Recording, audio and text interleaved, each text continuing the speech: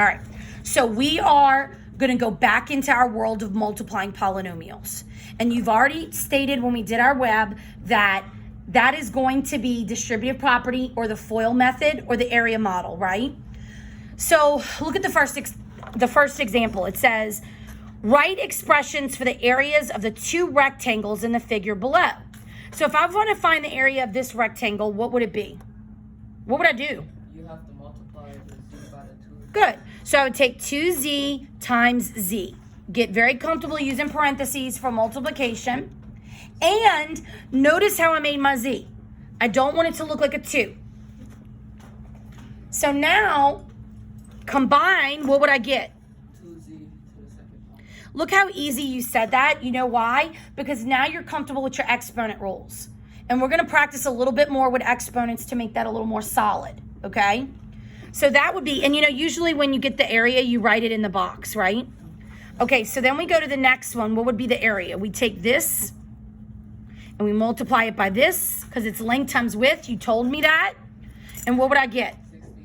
16z, and I'd probably write it in the middle. Okay, that was easy enough. Now let's look at the next sample. It says, now write an expression for the area of this rectangle. Well, what did they just do? They just combined them into one shape. Have you seen compound shapes like this and you had to find area? Yeah, and you'd split them apart and do the math. Guys, that's 6th and 7th grade. I go in there and I see them working on this, okay? So now look at what they're doing. They're taking something that you know about from 6th and 7th, and now they're applying it to polynomials. So we know what the area of this one is. What is it? And then what was this one? So how would I figure my answer? I would add them. So I would take the 2z squared plus the 16z. Can I do anything else? No. Why? Because the exponents are different. They're not alike. Because now we know that you know how to add polynomials and they must be like terms. If they don't look alike, you leave them alone. And this was what? Units squared because it was area. Okay? No naked numbers. So now I'm going to challenge you. So Jackson gives this challenge to a friend. He says, here's a rectangle with an area. The area is 3a squared plus 3a. He says, figure out the length and the width. So what I want you to do with your partners is I want you to think about what we just did in this previous problem. And I want you to figure out, to the best of your ability, what the width and the length is of this area. Go. The expectation is I hear talking and thinking out loud about the math. I say that it has to be 8 because how are you going to get 8 squared? So it has to be 8. Using distributive property. So I think that we know it is 8. And I think probably be. Come on, I should hear talking, some guesses. Look at what we did in the previous problem to help you figure out what you could do to get the length and the width of that rectangle.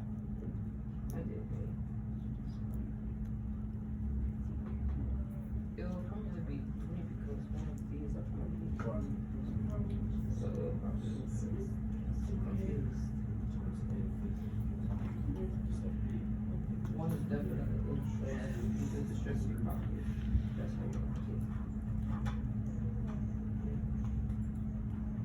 And what we did was About 50 more seconds. I want some ideas. If I looked at you and said I'd give you $100 if you could figure that out, I bet y'all's attitude would be a little different. Come on, figure it out. What could you do? What 2 things could you multiply together to give you that expression? That's what you're thinking right now. it'll be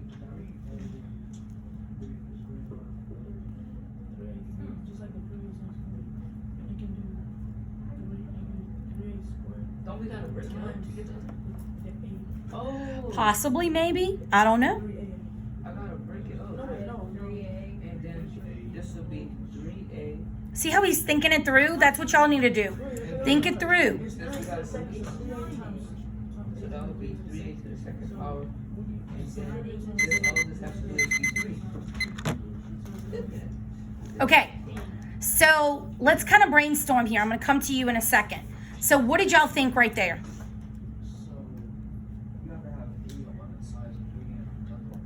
Okay, so you know that they have to have an A on one side and a 3 on the other? Because you see that breakdown with that, okay? Feedback, what do y'all think? Anything new? I thought we should multiply the 3A times the, not 3A squared to the 3A. Well, you're onto something there because you need A squared. So that tells me that I've got to multiply A times A at some point. So what could you change maybe about their first thought? Okay, so you're thinking maybe 3A here, okay? Okay, 3A times A would give me the 3A squared, but I still have plus 3A. Oh, you split it in half. You did this. And what did you put for this piece? 1, right? Well, if you put 3 there, you'd get 9. I did. But if you do 3A times 1, you get 3A, right? What I did was I did 3A. Okay, so talk to me, Dalen, tell me. A as the width, and I split it into a section, and then I put 3A as one length and 3 as the other. Well, okay, but here's the thing. So that's right, but does it matter which way you split it? No, it doesn't. That's a visual. Let me ask you something really quick. If I wrote this fraction and I asked you if I wanted you to simplify this fraction, what is the first thing your brain does? Now wait, don't just spit out an answer. I'm asking you what your brain does. You said divide by 2. Even before you divided by 2, what did your brain do? Find the like term. It finds okay, be more specific with your vocabulary. Find the common factor between 10 and 12. Go back to this. Is that not what you just did right here? To multiply it together, you figured out a common factor between the two. That when you multiplied them together would give you what the area is. Because automatically I heard all of y'all talking 3. You knew you had to multiply by 3. Then I heard over there say, well, wait, you got A squared, so you're going to have to multiply A by A. So you knew that the common factor was going to be this, because that times that is going to give you this. Same thing when you look at an easy problem like this, right? You know that if you divide it by 2, you're going to get 5 over 6, because 5 times 2 gives me the 10, and 6 times 2 gives me 12. So give me a really easy definition of what we just did with both the fraction and this. What did we undo? We undid the equation. We undid the multiplication. That's it. Does everybody in here agree that we undid the multiplication? Yes. Well, guess what? That's what that word means. When we factor, we undo multiplication. Now, why is this cool? Well, you've had problems like this, right? And we foiled them. So we did first, we did outer, we did inner, and then we did last. And then what did we do? We combined the middle, and we got an answer. So I multiplied to get this. So now what if I give you this and I say factor it? What does that mean? I want that. So our job today is to learn how to undo what we learned in December. The first method to do that is exactly what you figured out. Common factors. But I'm going to go a step further. You need the greatest common factor. Why is that important over just a factor? Because you could lessen the problem down. Yeah, you lessen the problem down. Basically, guys, if I don't pick the greatest common factor, what am I probably going to have to do? Do more math. So I want to pick the largest number that they have in common. That saves me time. All right, so now I'm going to step you through. First of all, your instructions are going to say this, factor. That's it. And there is a wealth of problems you're going to see. And over the next 4 days, because if you look, and you don't have to turn your page, I will. If you look, lesson 2, the title, multiplying and factoring. Lesson 3, the title, advanced factoring. Lesson 4, advanced factoring. So for the next couple of days, we're going to be spending time looking at a bunch of different problems that are quadratic and how we can undo the multiplication. Okay? So let's go to the first one. Our instructions are going to be simple. In fact, it looks so simple, you almost think, wait, something's wrong. Factor. That's what the instructions are going to be. And the first thing that's going to jump in your brain, or just let me remind you, this is what jumps in my brain. When I see the word factor, I say, I'm going to undo multiplication. I'm undoing FOIL. I'm undoing distributive property. Because that's what I know. So now this is how I do it. I start with my whole numbers. 10 and 5. What is the greatest common factor between 10 and 5? 5. And I write it down. Now your calculator's your friend with this. You might want to test for greatest common factors. The majority of times you can do it in your head. So you'll see these first 3 examples, you'll be able to do in your head. But when the numbers get bigger, sometimes you have to play with your calculator to figure out the greatest common factor. All right. Then I go to my letters, and I usually do it in alphabetical order. A. Do they both have an A in common? And when I say both, I mean terms. Do both terms have an A in common? Yes. So I can take an A out. That's a common factor. Do they both have a B? No. So I cannot take a B out. Draw my parentheses, and I'm going to put what's left over. Now, just like with the fraction, I use division to take the factor out. So 10 divided by 5, 2. A divided by A, nothing. It cancels. That's exponent rules. That's the same thing as this, guys. Those cancel. Boom. B stays. Now, 5s, what happens? Oh, you use the same symbol. 5s cancel. A's cancel. That leaves me with a 1. And I've just factored. All right, same procedure. Number 2. Start with your whole numbers. 3, 9, and 12. Common factor. 3. That's the greatest. Very good. Then I go to G. Do they all terms have a G? No. Do they all have an H? Yes. So I can pull out a 3 and an H. Open my parentheses. Now I'm going to actually divide it. 3 divided by 3? 1. G stays. H cancels. Negative copies. 9 divided by 3? G's stay. H cancels. Add my plus. 12 divided by 3? H cancels. I'm done. Now, here's where I'm taking you. Greatest common factor is your first defense in factoring.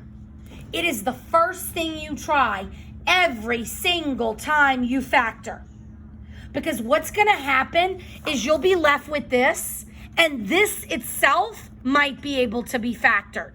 So you might have to go to a second stage and try factoring again with another method. There is more than one method. All right, so let's go to 3. So for 3, 6, 9, and 18. No, 6 doesn't go into 9. 3 again. All right, so let's go to X. Do they all have an X? No. Nope. Do they all have a Y? Okay, how many Y's do they all have? Think about that a second before. They all have at least... No. This one's got 3, this one's got 4, this one's got 5. So how many do they all have in common? 3. So I can take out 3 because I'm looking for the greatest common factor. Now I open my parentheses. All right, so I use my division. 6 divided by 3, 2. X squared stays. Y's cancel. put my plus. 9 divided by 3. X stays. Y's cancel. What am I left with? Okay, so look what this looks like.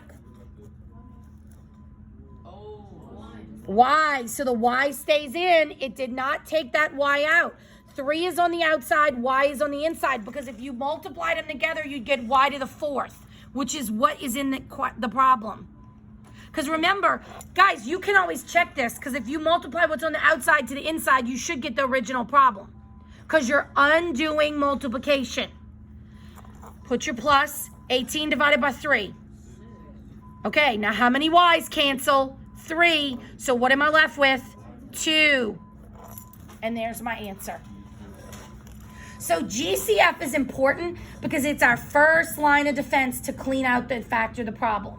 But we got to talk about some terms that you may not remember, and those are prime and composite. So let's talk about prime numbers. What do we know about them? they are odd. Nope, you have odd and even numbers. I'm talking prime and composite.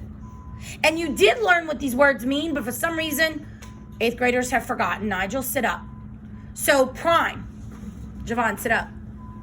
Prime numbers, what could they mean? Like numbers that are important. Okay, so read the definition. Go. A number that is a positive integer greater than 1 whose form is positive integer factor. Think for a second and come up with a prime number between 1 and 20. Don't say anything. And don't say 1 or 2. I want a higher number than that. Think. All right, Nigel, give me a prime number. Prime number between 1 and 20. Don't say 1 or 2. Read the definition again, Nigel. I should have just pick one of them because we have like 2 extra in this sleeve.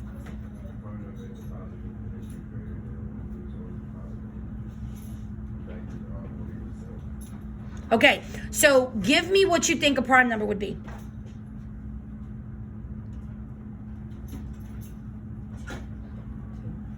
I'm looking at it again. Greater than 1, whose only positive integer factor are 1 and itself. Can someone clear that up and give it to me in like really easy terms? That the only way it could like be divided is by itself or by the number 1. Okay, so give me a number that the only factors it has are 1 in itself. 5. Does that work? Yeah. What are the factors? 5 and 1. Good. Give me another one. 7. Good. Give me another. 11. Give me another. 13. Okay. Could we go infinite with this? Yes. Okay. So your prime numbers, don't confuse it with odd. Because I could say 9 is odd. Is it prime? No, because 3 is also a factor. Is 3 a prime number? Look at the second definition. Read it. That's a positive number. Integer greater than 1 that is not a prime number. Composite number can be written as a product of positive integers with at least one. So all composite numbers are the numbers that are not prime. So give me a composite. 2 is not a friend. 8. 6. 8. 8. Give me another one. 10. I'm not getting observed. What's up? 16. I have like a bathroom emergency. Go. We're good. We gotcha. Keep going. You mind? Because I've just realized I'm videotaping and now I'm talking about the toilet. 32. We could get 100, right? Those are composite. We've got to know the difference. Okay. Why is that important to factoring? So we can identify the common number. Why is it important to know if it's a prime? Because if it's a prime, then it can't be prime. You can't come up with any other numbers to divide into it. So if you get 19, the only thing that will divide into it is 19. So you may just have to leave it alone. You might not be able to divide it down anymore. Do you understand what I'm saying? So it's important that you recognize that. Just like it might be important on a test to recognize perfect squares and perfect cubes. Okay? So prime and composite is important. Turn the page. Okay, so let's jump back a little bit to December when we multiplied. Because obviously, if we're going to be factoring, we've got to make sure we understand and remember how we multiplied to get where we are. We had two methods that we learned back in December. The first was the area model, and that some of us used it. I think out of 70 people, 2 people, I know them specifically who they are, used it. The rest of you thought it was easier just to go ahead and do the multiplication piece with FOIL or just guess and check. Okay, but let's review what we did with that area model. So we split the polynomial expression almost like an area, length and width. And then we multiplied within the boxes. So what did you get here? And this? 2x. And this? 5 times x is 5x, going back to those exponent rules. And then 5 times 2, 10. So then I wrote it all out, combined the middle to give me X squared plus 7x. Good. Now, we learned that that was not the only method. Can y'all chill out? Because she's writing stuff down.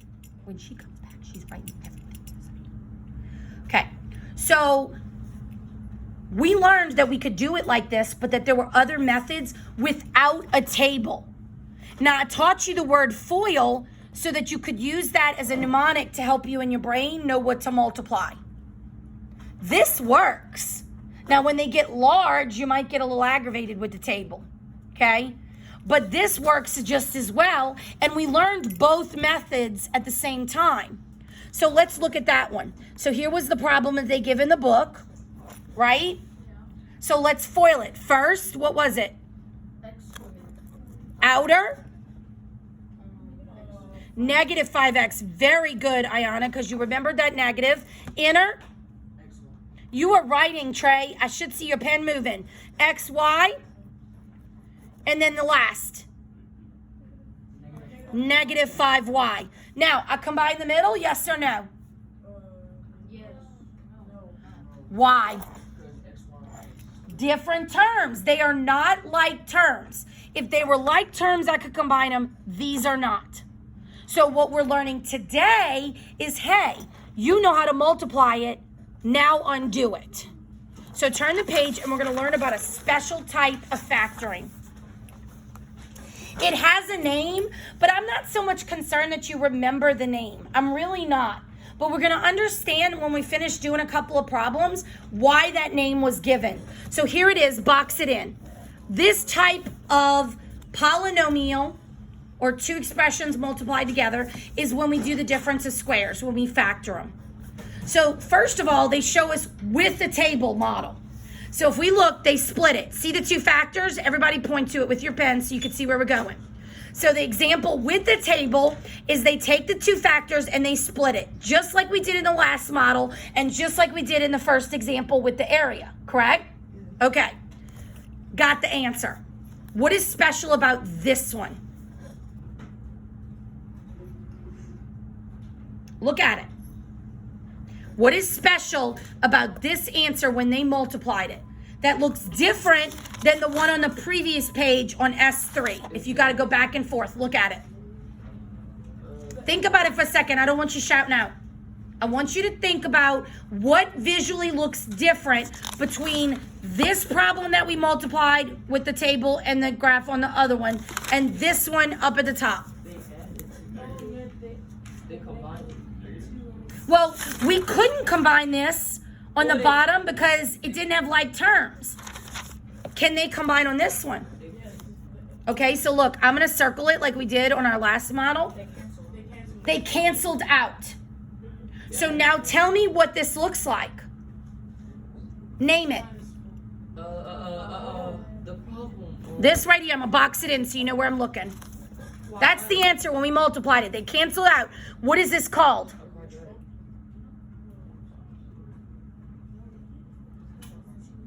Well, it is an exponent of 2. I'll give you that. But what do we call it? Go back to your web.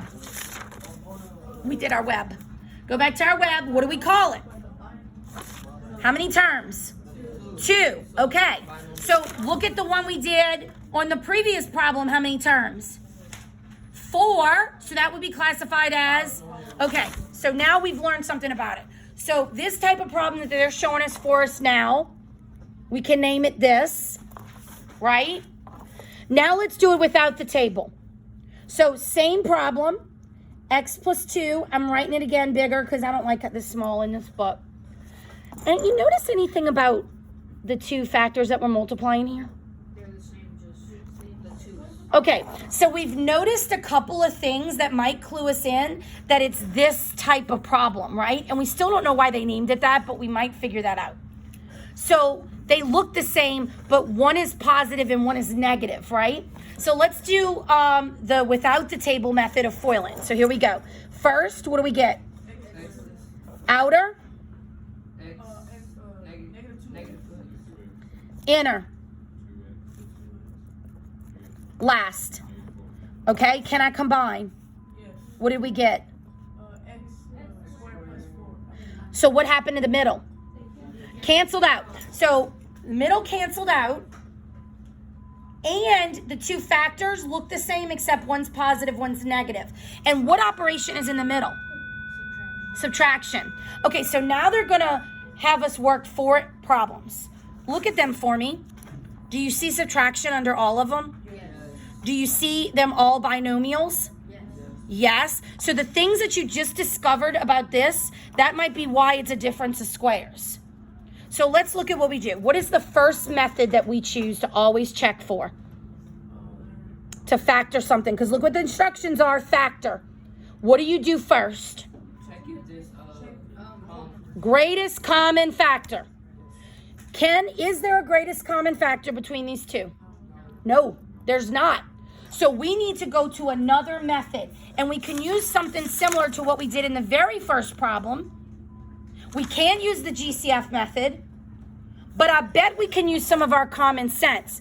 How many factors does this need to have? Look at this example we did above it. I heard somebody say it, but I need you to be louder. I can't hear you. 2. Okay, so, t squared. Y'all used a strategy at the beginning on the first model problem. How do you get t squared?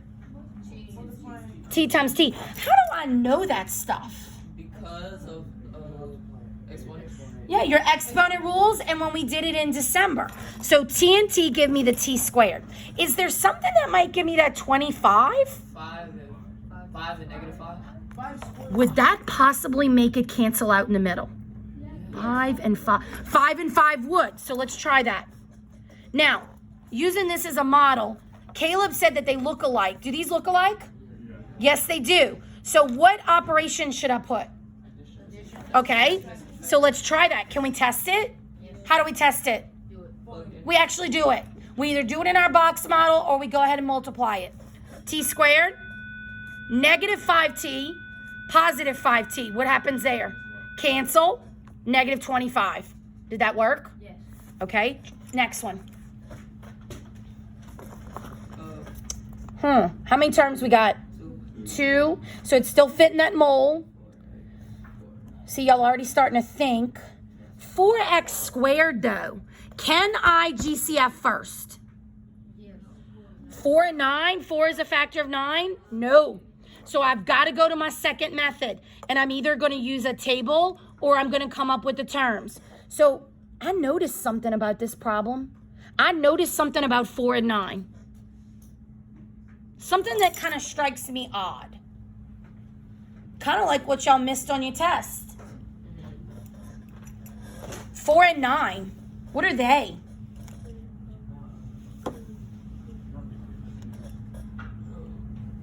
Four. What multiplies to 4? 2 and 2. 9. What multiplies? Oh, okay, yeah, thank you. The same thing that we struggled with on the... Y'all have got to recognize perfect squares and perfect cubes. You really do. I mean, that's huge. Do you notice that? So what make... Wait a minute. I could do 4 and 1, though, couldn't I? But would that give me the same factor?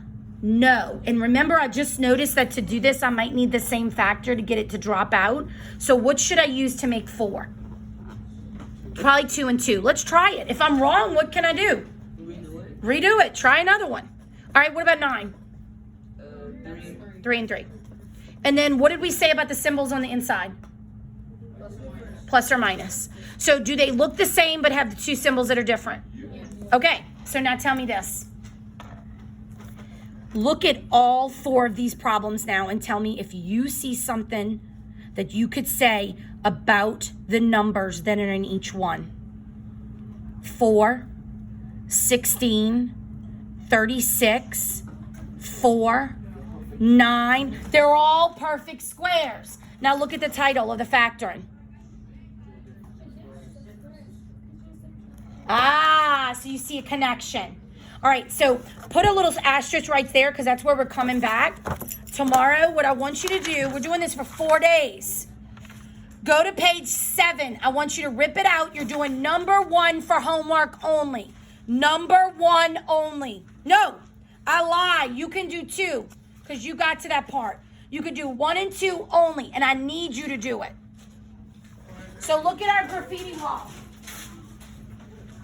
I'm leaving piecewise up there. Y'all haven't got it. So, come on, I need 1 more minute before you leave. S7. All right, eyes and ears up here so we can close this out.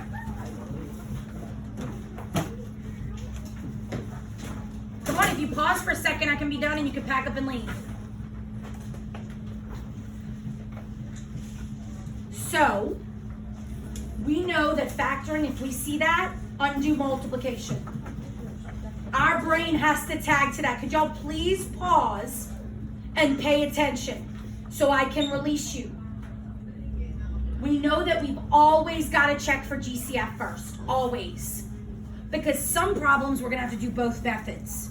So if we start off on the easy ones knowing that, we'll always catch it.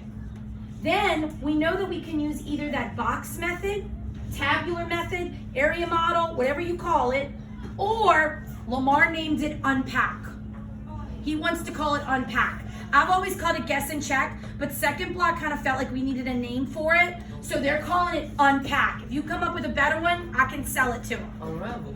Unravel, unpack, you call it unravel. But basically we're like figuring out what factors work for that actual polynomial. These are our 2 new words for today. We're going to use them all week until you remember it from 5th grade, because I don't know why you forgot that. And then we talk about why difference of squares, we can notice it. And look, Caleb said this one, right? Perfect squares is the one I made you notice. Middle drops out, operation in the middle is negative, and we see a sample, all right? Those problems, I want them done. We're checking it, and we're going to see where we are tomorrow morning. All right, have a good evening, y'all.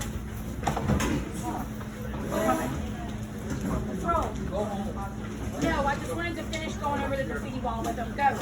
Let's go, let's go, let's go. Go, go, go. It looks ridiculous, I'm just saying. It's absolutely ridiculous. Nigel, take your hood off. Just walked out of my class. All right, guys, rolling in.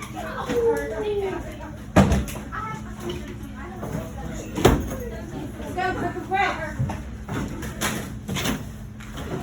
Quick and quick. Then Elise, I know your desk has been sabotaged, but we're going to clean it up in a minute. Just leave it right there. The box at the end. See the blue box for projects. They're going to sign on it. Read it. Oh, because she's absent today. Oh, she's a fireball. Not making this coat.